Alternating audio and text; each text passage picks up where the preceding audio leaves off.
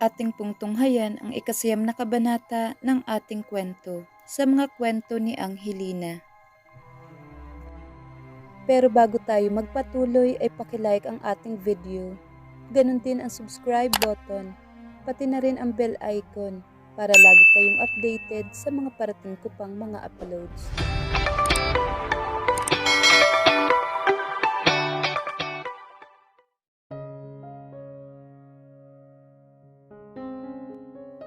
Halos hindi napansin ni Royal ang bilis ng mga nagdaang mga araw mula sa pagkuha nila ng Senomar sa PSA at pag-attend ng seminar sa pagpili ng date ng kasal ay mabilis na dumaan lang sa kanila.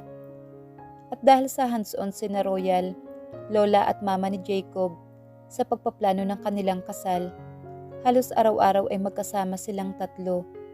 At kahit pa ayaw noong una ng dalawa na kumuha ng wedding coordinator, ay napagpasiyahan din ng mga ito na kakailanganin pa rin nila na kumuha ng coordinator para i-manage ang flow ng kasal ni Royal. Mula sa hotel kung saan siya aayusan hanggang sa wedding ceremony at reception. Pagkatapos magtrabaho ni Royal ay nagkikita silang tatlo para magplano. Nakapili na sila ng simbahan, ng venue para sa reception at hanggang sa kaliit-liitang mga detalye. Talaga namang inasikaso ng husto ng lola at mama ni Jacob ang lahat. At laking pasasalamat ni Royal sa tulong ng mga ito.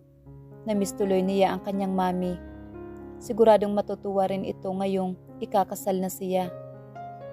At sigurado siyang magkakasundo ng mami niya, ang lola at mama ni Jacob. Ang daddy naman niya ay napakalaki na ng ipinagbago. Hindi na siya pinababantayan nito, although mahigpit pa rin ang monitor nito sa kanyang cellphone. Alam niyang naka-GPS pa rin siya, pero hindi tulad ng dati na kailangan niyang mag-report sa kanyang ama sa bawat kilos niya.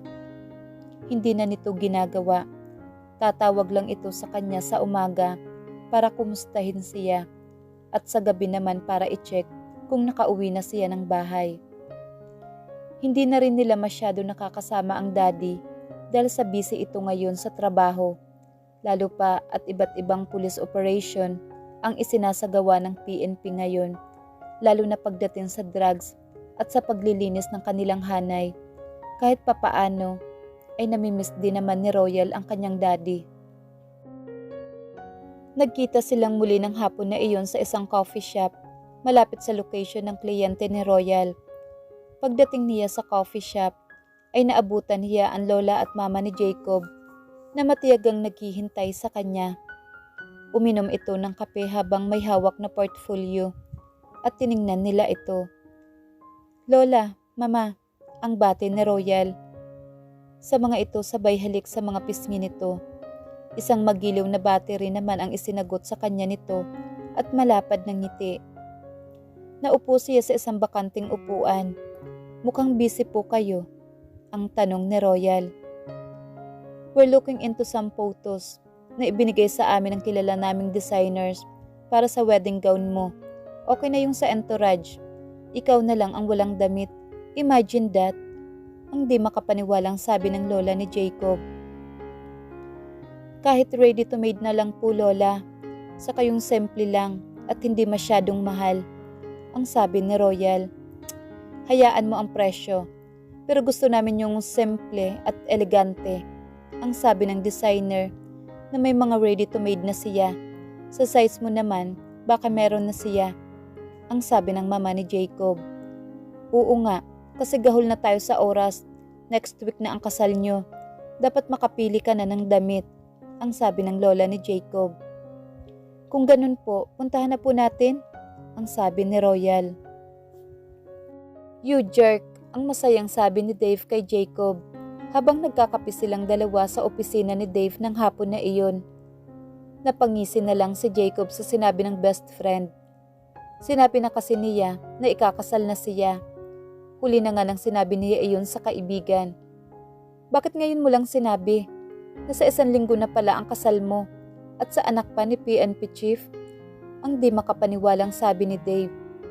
Akala ko pa naman napatrouble ka na. noong dumalaw sa opisina si General Dominguez. Tapos nung tinawagan mo ako, sabi mo na patrobol ka. Yung pala ikakasal ka na. Alam mo bang tuwang-tuwa si Elise nang banggitin ko sa kanya? Ang masayang sabi ni Dave. Kumusta na nga pala si Elise at ang inaanak ko? Pasensya na kung di ako nakadalaw sa ospital ng mga naksiya. Ang sagot ni Dave. Naiintindihan kita. You'd been busy this past few days and I'm so happy for you. Ang sabi ni Dave. Hindi sumagot si Jacob. Nagdadalawang isip siya kung sasabihin ba niya sa best friend niya ang tunay na dahilan kung bakit siya ikakasal. Pero nang makita niya ang masayang mukha ng kaibigan, ay hindi niya magawang masabi. Malalaman kasi nito ang gulong pinasok niya. Ano ba ang gusto mong regalo? Ang tanong ni Dave. Wala pa sa ngayon akong naisip. Ang sagot ni Jacob. Na tila ba wala namang interes sa kasal nila. Pero hindi iyon alintana ni Dave na talagang masaya para sa kanya. Sige, may utang ako sa'yo. Ang sagot ni Dave. Ililista ko na lang. Kapag dumating na kailanganin ko na, sisingilin kita. Ang nakangiting sagot ni Jacob. Kailan ko ba mamimit si Royal? Gusto namin siyang makilala ni Elise. Ang tanong nito sa kanya. Naku, hindi ko pa alam. Mukhang busy ang tatlo sa pag-aasikaso sa kasal. Ipinagdadamot na nga ni na mama si Royal. Ang sagot ni Jacob. Mahinang natawa si Dave. Sige, basta kapag free kayo, dalawin nyo na lang kami sa bahay. Ang sabi ni Dave. Siyempre, kukunin na rin namin siyang ninang. Look Jacob, alam kong hindi ka maniniwala, pero sobrang saya ko para sa'yo na nakatagpo mo na ang babaeng mamahalin mo. Jacob didn't answer. He just lifted his coffee cup and saluted on his friend. Bago siya humigop ng kape, mamahalin? He doubted that. Kailanman ay hindi niya mamahalin si Royal. Hinding-hindi siya magmamahal ng babae dahil kapag nangyari iyon, ay bibigyan din niya ito ng karapatan na saktan siya at iyon ang iniiwasan niya. Mukhang nabasa ni Dave ang gumugulo sa isip ni Jacob. Alam ko natatakot ka na mangyari sa iyo ang nangyari sa akin. Believe me, pagkatapos ng nangyari sa amin ni Rose, I was also scared na magmahal muli. Pero I tried, and I opened my heart again. And now, look at me, I'm healed. Hindi ko inaakala na mangyayari ito sa akin, na magiging fulfilled ang buhay ko. Ang sabi ni Dave sa kanya. Muli ay hindi sumagot si Jacob at nanatiling nakatingin na lang sa labas ng bintana kung saan tanaw niya ang overlooking view ng busy street sa ibaba. Hindi niya alam. Hindi niya alam kung ano ang isasagot sa kaibigan, kaya pinili na lang niya na manahimik. Takot pa rin siya. Takot siyang magaya kay Dave na halos ikasira ng pag-iisip at pagkatao nito ang magmahal. 2 days before ang kasal ay nakatanggap ng tawag si Jacob mula kay Edward. May importante raw itong ipapakita sa kanya. He tried to decline at gusto na sana muna niyang mapag-isa at makapagmuni-muni sa buhay niyang unti-unti nang nagbabago. Ang buhay niyang masaya at malaya ay mawawala na pagdating ng 3 araw. Pero ayaw siyang tantanan ni Edward sa kakatawag at pinapupunta siya sa condo unit nito. He was so exhausted, kaya wala na siyang nagawa kundi ang umuo at pumunta sa unit nito. Kumatok si Jacob sa pinto ng unit ni Edward. Parang walang tao sa loob. Muli siyang kumatok. And now, more impatiently, kapag nalaman niyang ginugood time lang siya ni Edward, babasagin niya ang pagmumukha ng kaibigan. Biglang bumukas ang pinto. Pumasok siya at madilim sa loob. Edward, ang malakas na tawag niya sa pangalan ng kaibigan.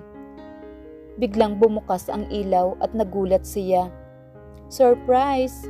Ang malakas na bati sa kanya ni na Edward kasama ang ilang kabarkada nila. Ito yung mga kabarkada niya sa kalukuhan, sa pag-iinom at pambababae. Jacob shook his head at di niya napigilan ang mapangiti. Nabasa pa niya ang isang banner na nakaprint na "To the future groom." Pumasok siya at sinalubong ang mga pagbati ng mga kaibigan. Agad na pinatugtog ang music sa loob at inabutan siya ng beer ni Edward. "Bachelor's party to pre," ang sabi nito sa kanya. "Luko, di ka na sana nag-abala," ang sagot ni Jacob, sabay lagok ng beer. "At ano, palagpasin ang huling party mo bilang binata? Ang hirap talaga ma-in love, biglaan ang desisyon na makapag-asawa," ang biro ni Edward sa kanya. "Aksidente lang to," ang sagot ni Jacob, at nabigla siya sa sinabi. Wala pa naman siyang balak na magkwento kay Edward. Tila nagitla sa Edward sa sinabi niya. "Talaga? Napilitan ka lang?" ang tanong ni Edward. "You could say that," ang matipid na lang nasagot ni Jacob. "Mali pala yung nakalagay sa banner. Dapat pala, to the accidental groom," ang natatawang sabi ni Edward sa kanya. "Gago," ang sagot lang ni Jacob. "Namnamin mo na pre, ang mga nalalabing araw at oras na binata ka, kaya enjoy ka muna," ang sabi ni Edward sa kanya. "Yeah, mas maganda na dito na siya dumiretso ang uminom at mag-enjoy kasama ang mga kaibigan niya kaysa sa mag-isa siyang magmukmok sa unit niya." "Let's drink to that," ang sabi ni Jacob, at iniangat niya ang lata ng beer at marahang isinangga sa beer ni Edward bago niya inilagok ang beer mula sa lata. "Iha, may surprise kami para sa'yo," ang excited na sabi ng lola ni Jacob kay Royal. Kasalukuyang siyang nakaupo sa backseat ng kotse ng mama ni Jacob. Sinundo siya ng mga ito sa bahay. Free time niya ngayong araw. Pagkatapos siyang sunduin ng mga ito para magpa-spa, ay nagsabi ang lola ni Jacob na may isa pa silang pupuntahan at siguradong mag-i-enjoy si Royal. Kahit pa maghapon na silang nasa labas, ay hindi nakadama ng pagod si Royal. Ngayon lang siya nakaranas ng ganito, ang mamasyal sa labas kasama ang mga kaibigan. Oo, parang mga kaibigan niya ang mama at lola ni Jacob. Despite their age gap, ay parang magkaedad lang sila.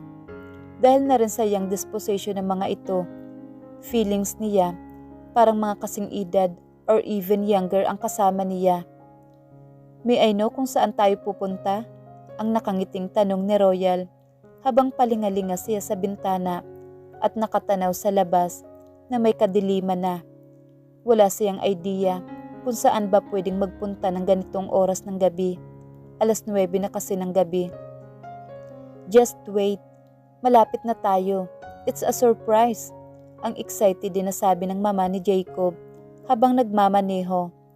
She made a turn on the left road at tumambad kay Royal Anghelina ng mga establishment na nagkikislapan at nagliliwanag ang mga signage.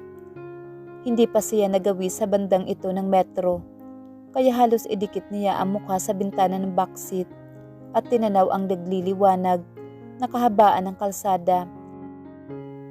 Ni hindi sa hinagap na isip ni Royal na magagawi siya sa lugar na iyon. Kapag nalaman ng daddy niya, siguradong uusok ang ilong nito. Naalala niya tuloy na naka-GPS nga pala ang phone niya. But still, nagpaalam siya sa daddy niya kanina. Bago umalis na ang kasama niya buong araw ay ang mama at lola ni Jacob.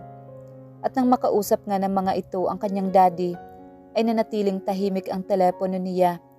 Walang text, walang tawag. Hindi katulad ng dati. Ilang sandali pa ay tumigil sila sa isang establishment. Hindi ito kasing liwanag at kasing kinang na katulad ng mga nadaanan nila. Napakasimple lang nito. Ang tanging liwanag ay ang pangalan na The Prince. Ipinark ng mama ni Jacob ang kanyang kotse. Napansin ni Royal ang hilera ng mga kotse sa parking lot, pero mabibilang lang ang kotse. Lumabas na sila ng sasakyan at tinulungan ni Royal ang lola ni Jacob na bumaba. "Royal, kaya ko pa. Hindi pwede na mahina ako sa lugar na ito," ang sabi ng lola ni Jacob, sabay kindat kay Royal. Royal had an idea na kaya siya dinala rito ng mama at lola ni Jacob.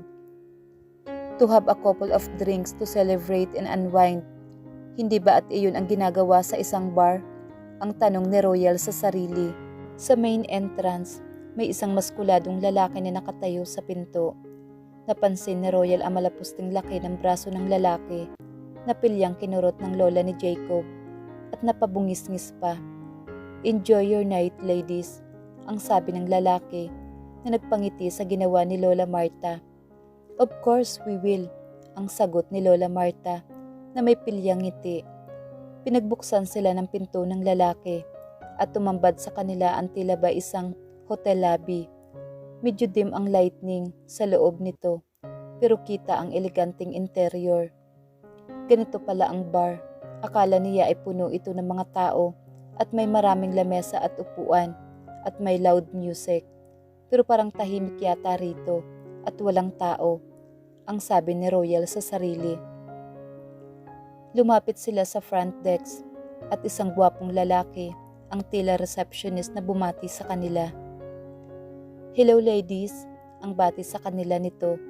"Made a private room reservation under the name of Marta Altamonte," ang sagot ng lola ni Jacob. "Of course ma'am, we've been waiting for you. The room is ready," ang sabi sa kanila nito. May sininyasan ito at maya-maya pa ay may lumapit sa kanila na lalaki na ang tanging suot ay maong na pantalon. Kaya kitang-kita ang muscle chest nito. "Do we have to leave our phones?" ang tanong ng mama ni Jacob. Dahil ang panuntunan sa ladies bar niya iyon ay walang phones at camera sa loob. "You may take it with you ma'am. Naka-private room po kasi kayo, which means magkakakilala kayo sa loob," ang sagot ng lalaki sa front desk. "Thanks," ang nakangiting sagot ng mama ni Jacob. At sumunod na sila sa lalaki na nakaangkla pa ang braso ng Lola Marta dito. Hindi napigilan ni Royal ang mapangiti. Private room. Ito siguro iyong naririnig niya sa mga nakatrabaho niya na may video okay sa loob habang umiinom. Wow, first time niya itong maranasan. Hinawakan ng mama ni Jacob ang kanyang kamay habang naglalakad sila. Marahang tinapik iyon. "Excited ka na ba?" ang nakangiting tanong sa kanya ng mama ni Jacob. Nabasa siguro nito ang malapad na ngiti sa mukha niya. "Opo, ngayon pa lang po ako nakapunta sa video okay bar," ang sagot niya. Kumunot ang mama ni Jacob sa kanya at napailing na lang at bahagyang natawa. "Royal, you're so innocent," ang nakangiting sagot nito sa kanya. Binuksan ng lalaki ang pinto para sa kanila. "Enjoy your night, ladies," ang sabi ng lalaki sa kanila na hindi lang gwapo ang mukha nito, kundi pati ang boses nito. Marahang kinurot ni Lola ang malapad na dibdib nito. "We will," ang sagot ni Lola Marta at kumunot ang noo ni Royal. Nang mapansin niyang nag-ipit ng pera si Lola Marta sa waistband ng pantalon nito, sa may bandang harapan nito. "Thank you," ang bulong ng lalaki sa tainga ni Lola at bumungis-ngis ito na tila ba teenager. Pumasok na sila sa loob at nagulat si Royal nang makita niya sa loob ang ilang kamag-anak na babae ni Jacob. May mga beer na nakapatong sa mahabang lamesa at mga finger foods. Nakaupo ang mga ito sa mahabang sofa. "To our future bride," ang bati sa kanya ng mga ito, sabay hagis ng confetti. Hindi naman napigilan ni Royal ang mapangiti at mapahalakhak. "Thank you po," ang magalang niyang bati sa mga ito. Mauupo na sana siya sa kahabaan ng sofa, pero pinigilan siya ng mama ni Jacob. "No, Royal, you'll sit her," sabay turo nito sa isang cushioned armchair. Sumunod naman si Royal at agad na naupo at maya-maya ay sinuutan siya sa ulo ng isang veil. Nagtaka naman siya kung bakit walang video okay sa loob ng kwarto. Pero hindi na niya nagawang magtanong dahil inabutan na siya agad ng beer. Kahit pa hindi siya umiinom ay kinuha niya iyon. "Would you prefer wine?" ang tanong ng mama ni Jacob. Royal shook her head. "Okay na lang po ito," ang sagot ni Royal at sinimulang inumin ang beer sa kanyang baso. Napangiwi siya sa unang inom niya at naramdaman niyang gumuhit ito sa kanyang lalamunan. pababa sa kanyang tiyan. "Mamaya, tequila shot na tayo ha," ang malakas na sabi ni Lola Marta. Ilang sandali pa ay lumipas at nakainom na rin si Royal ng beer. Masaya ang naging kwentuhan nila. She had never felt this way before. She was laughing and loud, and she was carefree. Maya-maya ay may kumatok sa pinto. Mabilis iyong pinagbuksan ng mama ni Jacob. "Oh girls, ready nyo na si Royal," ang malakas na sabi ng mama ni Jacob. "Ready for what?" ang excited na tanong ni Royal. At natigilan siya at nanlaki ang kanyang mga mata nang pumasok sa loob ng kwarto ang isang eskempeliklad na gwapong lalaki. Nakakailang lata na ng beer si Jacob, pero tila hindi pa rin ito mabura o mapagtakpan ang bigat sa kanyang dibdib. Ang realization na ilang araw na lang ay tuluyan ng matatapos ang buhay binata niya. He tried to analyze things. Would it be that bad to be married? Maybe they could come up with compromise na they would live together but they would have separate lives. Walang pakialamanan. Everything would be it was before.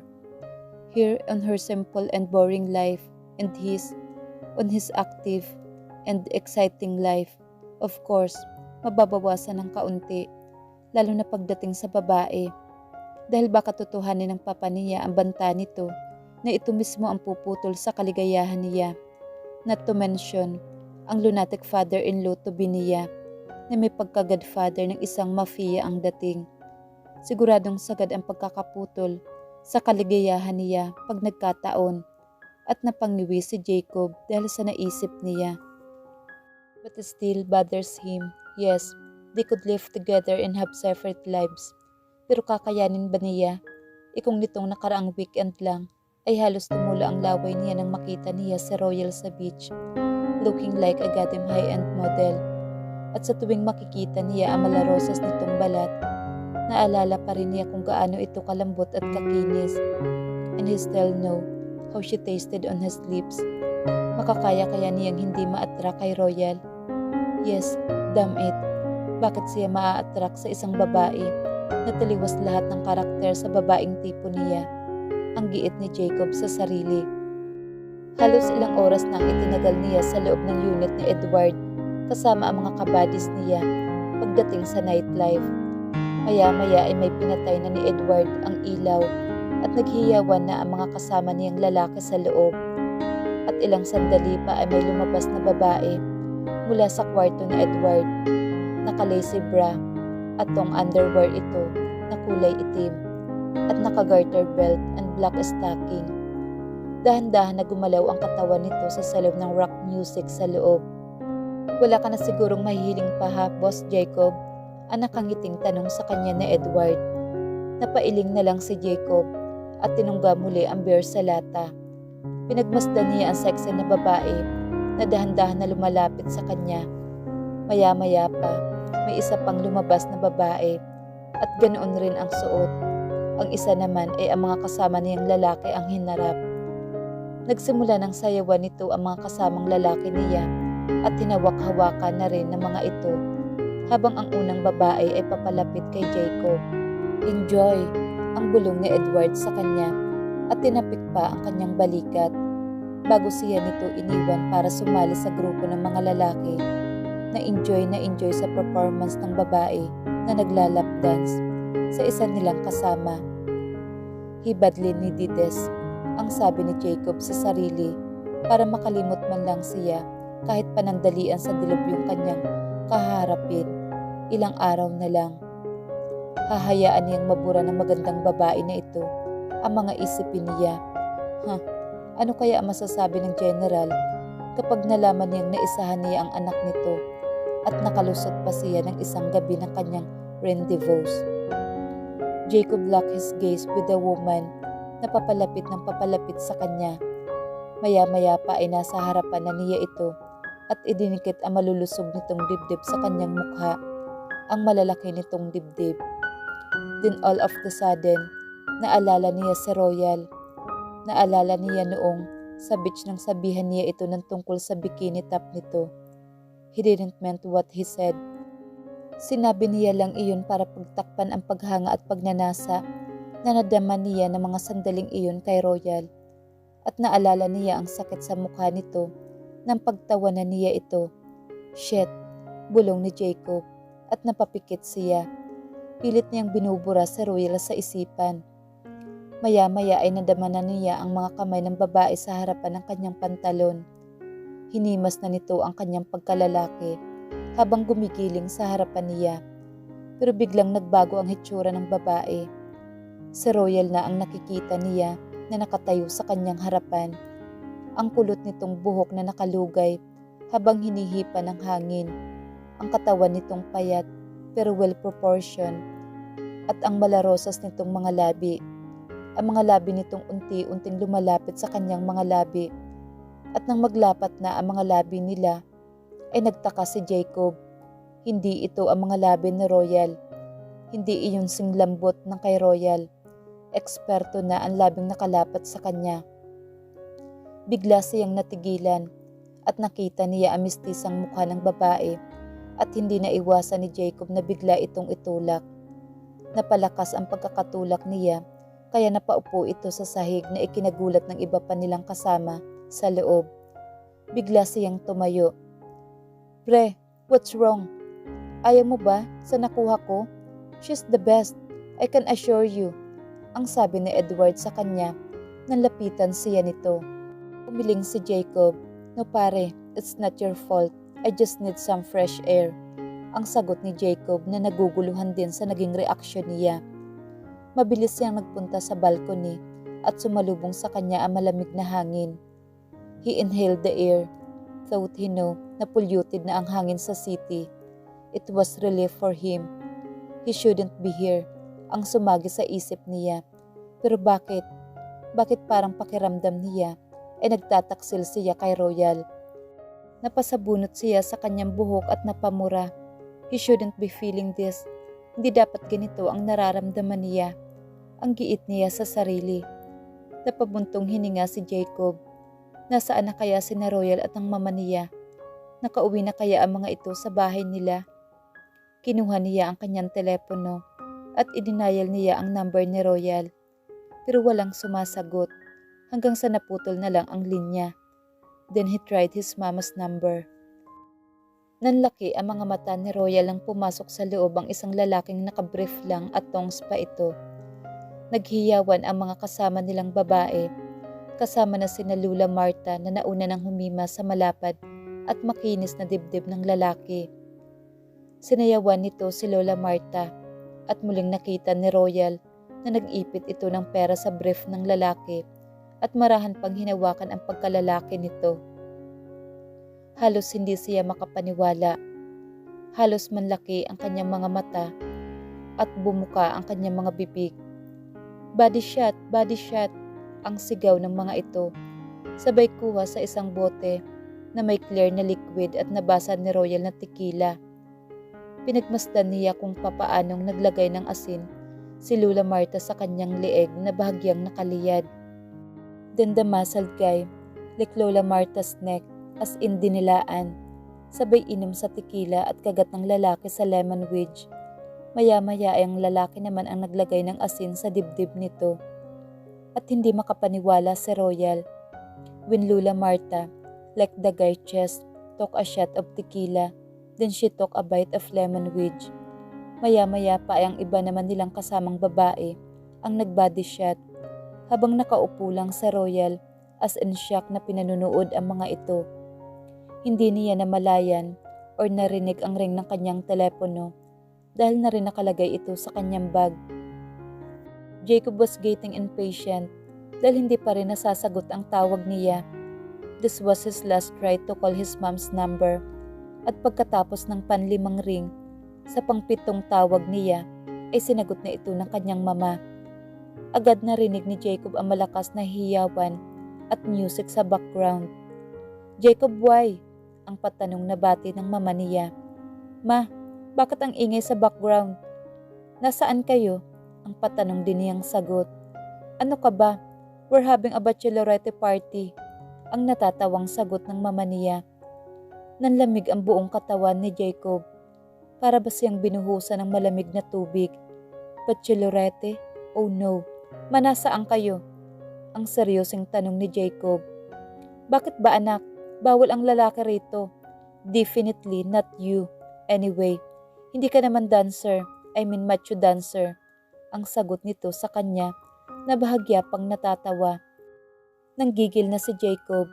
He wanted to shout his mom. Ma, please. Nasaan kayo? I just wanted to make sure na okay kayo. Just in case na malasing kayo. Alam ko kung saan kayo pupuntahan. Ang sagot ni Jacob. Nandito kami sa The Prince, sa kahabaan ng Quinto Avenue. Yes, it's royal turn, go! Ang chair ng mama ni Jacob. Nanlamig lalo ang katawan ni Jacob. The Prince? He know that place. Naririnig niya ang lugar na iyon sa mga kabarkada niyang babae na member sa lugar na iyon. May mga nakahubad na lalaki na sumasayaw sa loob at pwede mo pang hawak-hawakan ang mga ito. At hindi lang pwede mo pang hindi. Hindi niya maisip sa royal na sinasayawan at hinahawakan ng ibang lalaki. Ma, what's going on? Ang kinakabahang tanong ni Jacob nang marinig niya ang chair sa background with the name of Royal being chanted. I have to hang up son. Ang sagot ng mama ni Jacob. Ma, answer me. What's going on? Ang inis na tanong ni Jacob. It's royal turn for a lap dance and a body shot. Ang sagot nito sa kanya. Bago nito pinatay ang telepono. Marahas na napamura si Jacob. Patakbo siyang pumasok sa loob ng bahay. Naabutan pa niyang binibigyan ng blowjob ng babae si Edward sa sala. Habang ganoon din ang isang babae sa isa pang lalaki sa loob. Hey Jacob, saan ka pupunta? Ang pasigaw na tanong sa kanya ni Edward. Nang tumakbo siya palabas ng unit nito. Hindi na niya nagawa pang itong sagutin. His mind was focused on Royal at kung ano ang pwedeng mangyari sa isang party na iyon. Maisip lang niya na may ibang lalaki na dadampi ang mga labi sa anumang parte ng katawan ni Royal ay umiinit na ang ulo niya at kumukulo ang dugo niya. Mabilis siyang sumakay ng kotse at naisip niyang 5 minutes drive lang ang The Prince mula sa kinaroroonan niya. He started the engine of his Ferrari and drove like a madman.